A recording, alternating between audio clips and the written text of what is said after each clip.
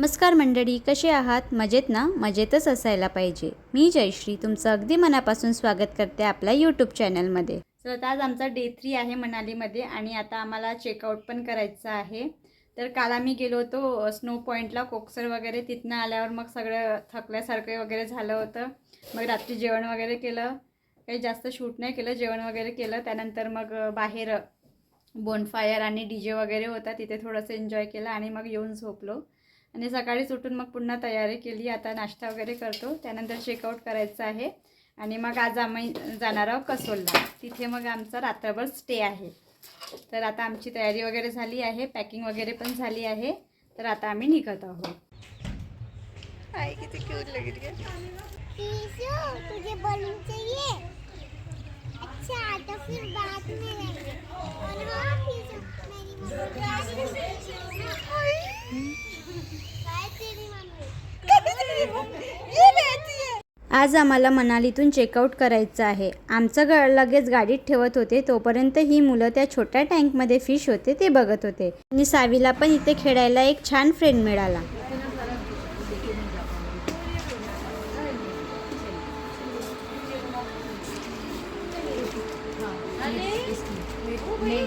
हॉटेलवरून निघाल्यावर सर्वात आधी आम्ही गेलो शॉल फॅक्टरीमध्ये. तिथे खूप छान छान शॉल होत्या आणि स्वेटर पण. इथे खूप वेगवेगळ्या शॉल होत्या. ससाच्या उलनपासून बनलेल्या शॉल, याकच्या उलनपासून बनलेल्या शॉल, शेळीच्या उलनपासून बनलेल्या शॉल. पण या शॉलची किंमत पण खूप होती. स्टार्टिंग तर 2000पासून तिकडे 10,000 12,000पर्यंत या शॉलची किंमत होती. काही साध्या शॉल पण होत्या, त्याची किंमत 250-300 होती. पण जे हे उलनपासून बनलेल्या होत्या म्हणजे याकच्या, शेळीच्या, या शॉलची किंमत खूप जास्त होती. मस्त. तर आता आम्ही आलो आहो कसोलमध्ये आणि हे इथे आमचे हे टेंट्स आहे. इथे आमचा रात्रभर स्टे आहे. पण आम्ही लगेज वगैरे ठेवलं, पण त्याआधी आम्ही रिव्हर साईडला चाललो. इथे बाजूलाच रिव्हर आहे एकदम टेंटच्या समोरच. तिथे जाऊ, थोडी पाण्यामध्ये मस्ती वगैरे करू, त्यानंतर मग टेंटमध्ये जाऊ. तर चला, तुम्ही पण आमच्यासोबत रिव्हरमध्ये, तुम्हाला पण दाखवते. खूप सुंदर व्ह्यू आहे इथे रिव्हरचा. तर ही आहे ती रिव्हर, बघू शकता किती मस्त आहे. आणि वर सगळे देवदारचे झाड आणि मोठं माउंटेन आहे. आणि ह्या पाण्याचा आवाज बघू शकता, खडखडणारा, किती म्हणजे कानाला तृप्त करत आहे. हे पाणी बघू शकता तुम्ही, किती साफ आहे एकदम. चला तर मग आता पाण्यामध्ये मस्ती करतो आम्ही.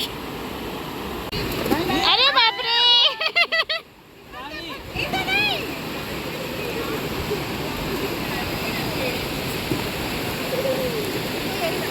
हळूहळू.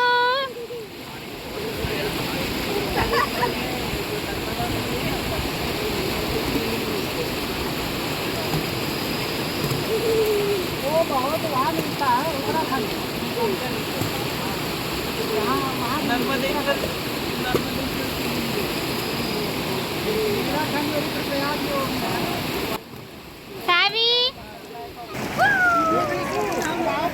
ठंडी लग जाएगी। हाँ, देखो रही तो स्विमिंग पूल में। बड़ा ओपन स्विमिंग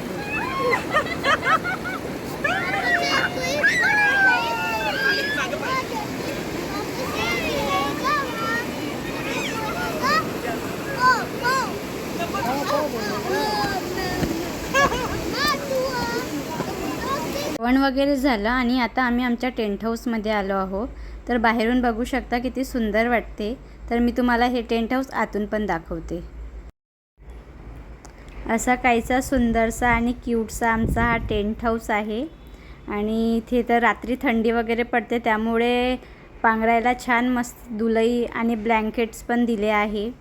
आणि छोटंसं मस्त सुंदर असं आहे, छान.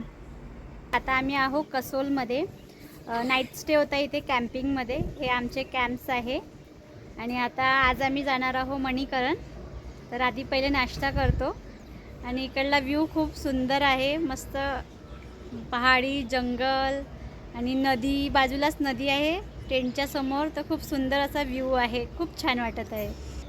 असा काहीसा इथला मस्त असा सुंदर व्ह्यू आहे.